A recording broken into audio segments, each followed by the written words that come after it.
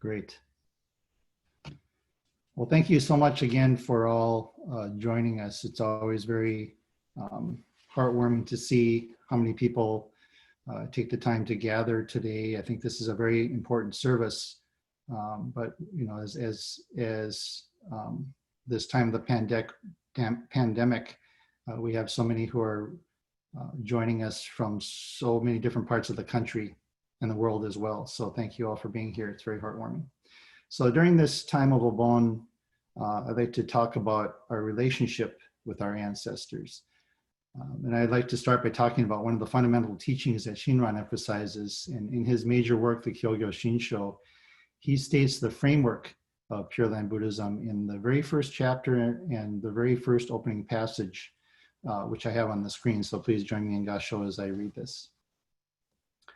Reverently contemplating the true essence of the Pure Land Way, I see that Amida's directing of virtue to sentient beings has two aspects: the aspect of our going forth to the Pure Land and the aspect for our return to this world. Namo Amida Butsu, Naman Dubs, Naman Dubs, Naman Dubs. So what I think he's saying is that when our loved one dies, there are two aspects. First, due to the power of the vow, or due to Amida's directing of merit, they are reborn in the Pure Land and attain enlightenment and become a Buddha. And this is the assurance that they are completely liberated from all suffering and able to give guidance to others experiencing suffering. And with this assurance, we don't have to have fear, anxiety, or grief of separation or disconnection. And Amida Buddha of great compassion showed us that it is not an end, but a spiritual continuation with the second part in the aspect of our return.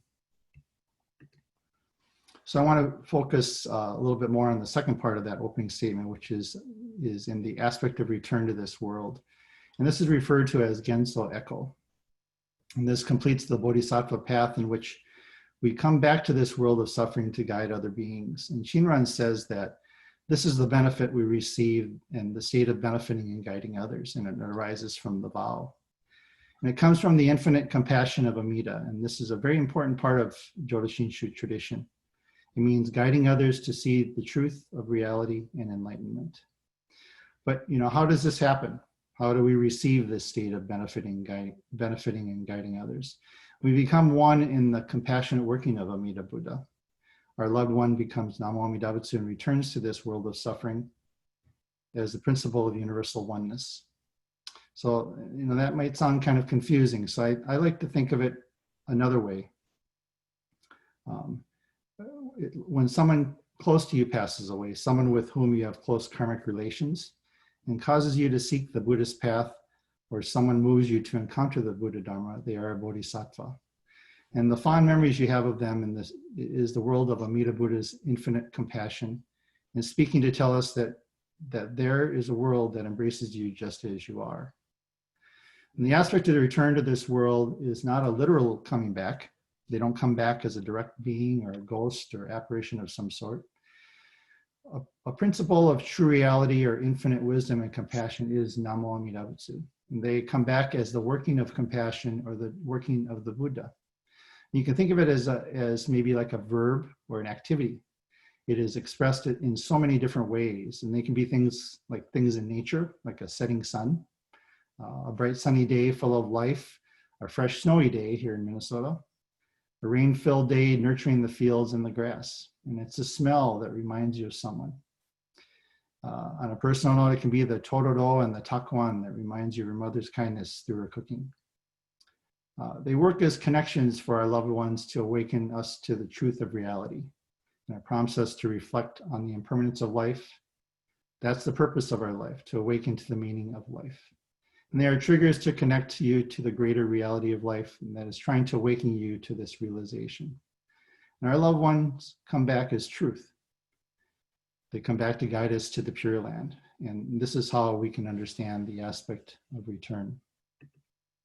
This is a reading from Shinran's work in the Hymns of the Pure Land, which are poems that Shinran wrote.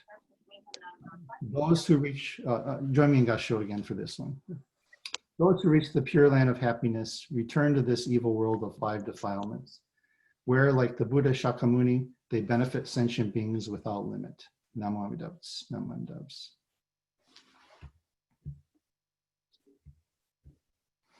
And it doesn't have to be life-altering, profound events that hit you over the head. We just have to listen to our world, listen to Amita's call. And because of our blind passions, the filters that make it difficult for us to see clearly, this can be difficult for us to see and hear. And when we have these feelings, it is great compassion telling us that we are okay, and true reality embraces us just as we are. And the person who passes away is the messenger or the teacher. They are working on us. I recently heard a lecture of a speaker who talked about our teachers in the Jodo Shinshu tradition. And she spoke about other forms of Buddhism where the teacher is considered a wall in which the student must try to go beyond. An example is if you have ever struggled with koans, if you've heard of the term koan, and my simplistic explanation is that these are like paradoxical anecdotes or like riddles. I don't mean to demean them using that terminology, but they're used in Zen Buddhism to demonstrate the inadequacy of logical reasoning and to provide, to maybe provoke enlightenment. And they're like a kind of obstruction to work through or to go beyond. And in the Shin tradition, she referred to the teacher as a window to help us see the true teachings. And the teacher guides us to see more clearly and beyond the delusions that we have. And since the teacher is not a barrier, what becomes the most important things are the teachings. So Shinran spoke of followers in the tradition as fellow travelers, where we help each other see through our blind passions to understand the true teachings. So the family is observing Hatsubon. I'd like to relate maybe some of my personal memories that came to mind as I was thinking about my talk today. And they might seem minor to an outside observer, but why they're meaningful to me and why they are teachers in my life. And I speak personally about Mrs. Chapman, but my memories are really as a very young child living down the street from their home. I think our families probably knew each other before I was even born. So it was when I was a very, very young child. And really the one memory I still have was her work at Young Quinlan. And that's that clothing store, and maybe your long timers might remember that name. It was a clothing store in downtown Minneapolis. And my mother would talk about how talented she was as someone who could really take apart and put together almost anything through her sewing talents. And even though I was a very young child, I still remember that, and my mother's appreciation of her talent and the appreciation of how her clothes are made and altered. It was only after her daughter, after Carolyn, told me more about her life now that I'm an adult, that I've come to appreciate what she went through for her family. And for Father Jim, my kind of unique relationship was as a dental patient. I was, for those of you, most of you know that I was a dentist. And I know many of you knew Father Jim in many capacities, and as a priest, as a tea practicer, and a teacher. Some might wonder why would a Catholic priest be part of the Jodo Shinshu Sangha? And I guess for those of us who knew him, it really was never an odd thought at all. And I spoke with some of my former dental staff after he passed away just to let them know. And in a way I was surprised, in a way I wasn't, that really every one of them I spoke to all had very, very strong, fond memories of him. And you know, how many dental offices can say that about an individual? And what they said was he had an infectious positive nature about him not often you see in dental patients. And he was always grateful and expressed this strong sense of gratitude for his life. And as a dentist, when you have a patient that carries this trait about them, you understand the idea of interconnectedness. And not only does his care go better, but for those around him as well. And he had an effect on the environment of the entire office when he was there. So for our Hatsubon families like the Sugisakas, and really for all of us, we've all probably read something written by a departed family member or friend and deeply reflected on its contents, or you just even remembered something they said or an experience we had with them that left a strong memory. And that person's karmic energies or the person's Dharma will continue to have their powerful influence on our minds and hearts. And this energy, this Namo Amidavitsu, is not passive, but it's active and dynamic.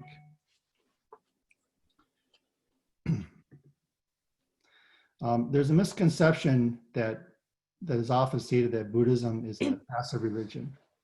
and that is about being calm, trying to realize a state of bliss, being more internally focused on attainment. And I think this aspect of return that we're talking about in Jodo Shinshu is just one reason. You can look at that to see that's not really true. Buddhism is not passive, it's very active. And Buddhism is not neutral either. You know, historically, the Buddha took a stand against the caste system in India. He rejected the riches to a life asceticism to attain enlightenment. And when he attained enlightenment, he consciously made a decision not to retreat from the world, but to return to the world and begin to teach others. And he did that for 45 years.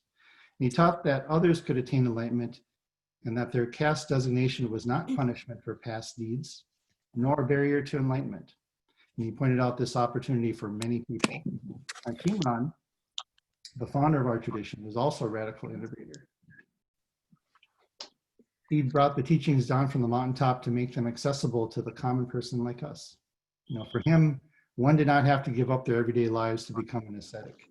Buddhahood was available to the common person. His teachings were considered so radical, in fact, that he was disrobed and exiled. So historically, Buddhism was really a religion of activism. And the aspect of return I've been talking about is just another example of this.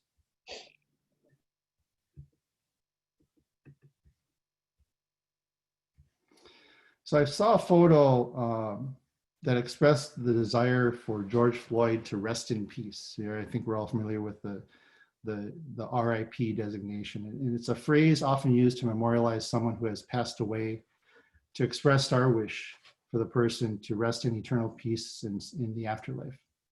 And there's so much activity and change worldwide that has been a result of this tipping point in history.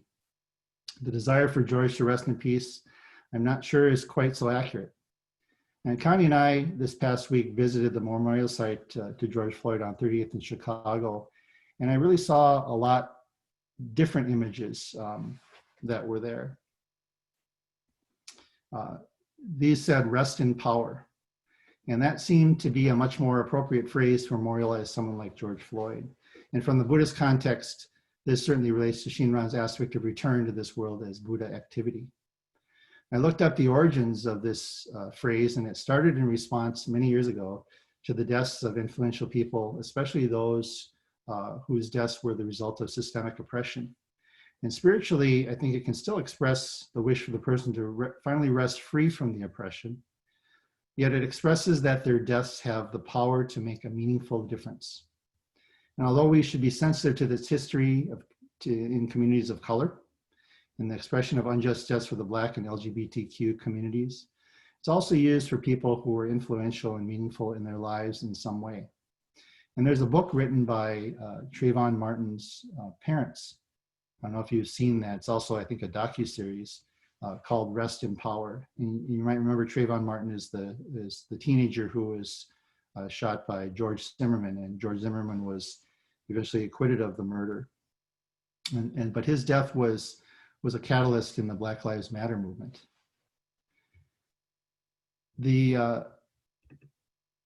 In the Jodo Shinshu context, I think we can think of rest in power as Amida Buddha's activity in the aspect of return. We think of human life as the experience of a physical body. You know, death is the end of physical existence, but not the end of life. It's really a beginning. And human life is not only physical energy, it's also moral and spiritual energy. Released on the world, this influence continues to operate throughout the universe. And when we read the words of the Buddha and other teachers, we can find a source of inspiration, comfort, strength, and a practical guide to living. And during this time of reflection during our monthly memorial, our Obon and Hatsubon, we express our gratitude to our ancestors for this continued spiritual relationship and guidance they provide for us. So I'd like to close by reading from the Hymns of the Pure Land Masters, which are poems written by Shinran Shonin, the founder of our tradition. So please join me in Gasho as I read this final passage. The directing of virtue for our return to this world is such that we attain the resultant states of benefiting and guiding others. Immediately re-entering the world of beings, we engage in the compassionate activity that is the virtue of Samantabhadra, the Bodhisattva manifesting the Buddha's compassion in its complete fullness. Namo Amida Butsu. Namo Amida Butsu. Namo Amida Butsu. Naman Dubs. Naman Dubs. Naman Dubs.